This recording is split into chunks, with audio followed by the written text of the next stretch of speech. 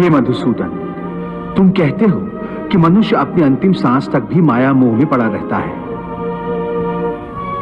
तो इसी कारण जन्म के चक्र में फंस जाता है। परंतु तुम्ही ने इस माया में सृष्टि की रचना करके और दूसरी ओर मनुष्य को चंचल मन प्रदान करके दोनों को एक दूसरे में उलझा दिया है। पग पग पर मनुष्य के बहकने के लिए अनगिनत आकर्षण पैदा किए हैं। मनुष्य इसके जाल में उलझा रहता है। और क्षमा करना, तुम्हें जाल बिछाकर किसी शिकारी या बहेलिए की भांति जाल में फंसे मनुष्य के हाथ पैर मारने, उसके छटपटाने का तमाशा देखते रहते हो। नहीं अर्जुन, मैं तमाशा नहीं देखता, बल्कि अपनी माया की लीला देखता हूं। फिर भी केवल निहारते ही रहते हो ना, सहायता तो नहीं करते कि बेचारा प्राणी इधर उधर भटक रहा है, रास्ता भूल पड़ा है।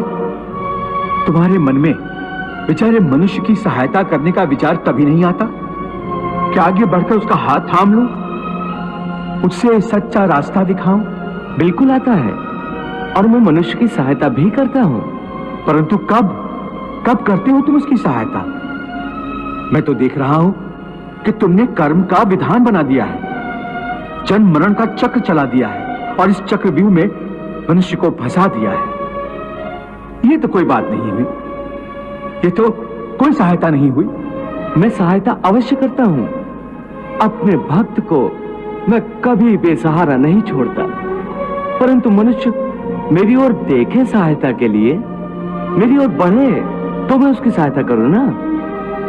परंतु वो मेरी ओर बढ़ने के बजाय अपने अहंकार में डूबा रहता है, अपने बाहुबल के घमंड में पड़ा रहता है।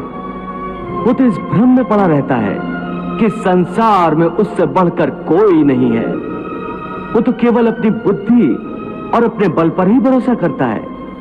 अपने बाहुबल पर उसे अपने परमात्मा से भी अधिक विश्वास होता है।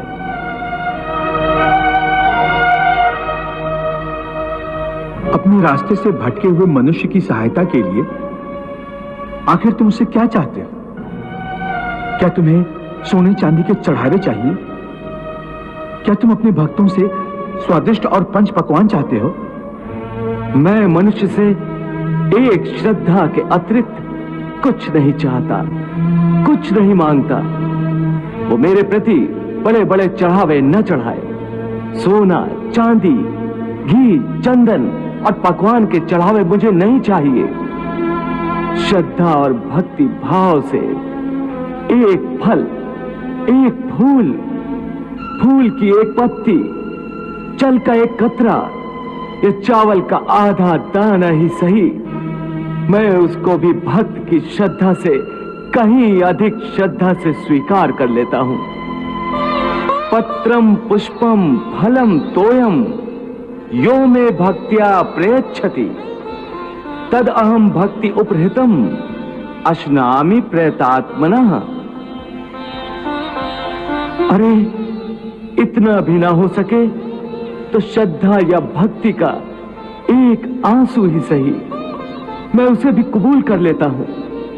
श्रद्धा में डूबे उस एक आंसू में मेरा सारा अस्तित्व सराबोर हो जाता है। भक्ति अथवा पश्चाताप का ये आंसू चाहे लाखों पाप करने के बाद अंतिम क्षण में क्यों न बहाया गया हो, मैं उस अनुपम भेंट को भी स्वीकार कर लेता हूं और मनुष्य के सारे पापों को उस आंसू से धोकर उसे नवजात शिशु की तरह निष्पाप कर देता हूं, उसका कल्याण करता हूं, उसे मुक्ति देता हूं। केवल एक फल, फूल या पत्ते को अर्पण करने पर ही मुक्ति दे देते हो? फिर कर्म विकर्म, पाप पुण्य, धर्म विधान सब यूं ही रह जाते हैं। ये धर्म, ये विधान और उसके सारे सिद्धांत तो चंद्रमा और अनगिनत तारों की भांति होते हैं, जो अधर्म और अज्ञान के अंधकार में झिलमिलाते रहते हैं। परंतु जब भक्ति का सूर्य उदय होता है तो ये सब के सब छुप जाते हैं। अर्थात भक्ति का स्थान इतना ऊंचा है कि धर्म भी उसके सामने तुच्छ हो जाता है। हाँ, परंतु आसक्ति से रहित भक्ति, जिसके लिए किसी पंडित प्रवचन, किसी पूजा सामग्री की कोई आवश्यकता नहीं। हाँ, केवल एक शर्त है। वो शर्त क्या है मधुसूदन? पूर्ण श्रद्धा और पूर्ण भक्ति से अपने आप को, अपने सारे कर्मों को मेरे प्रति समर्पित कर दो।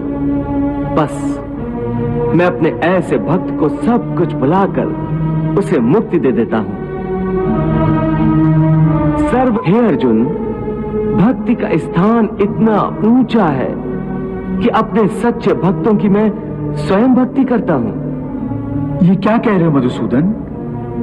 भला परमात्मा होकर तुम किसी भक्त की भक्ति कैसे कर सकते हो? यदि परमात्मा भी भक्त हो गया तो फिर दोनों में क्या अंतर रह जाएगा? यही अंतर तो मिटाना चाहता हूं मैं।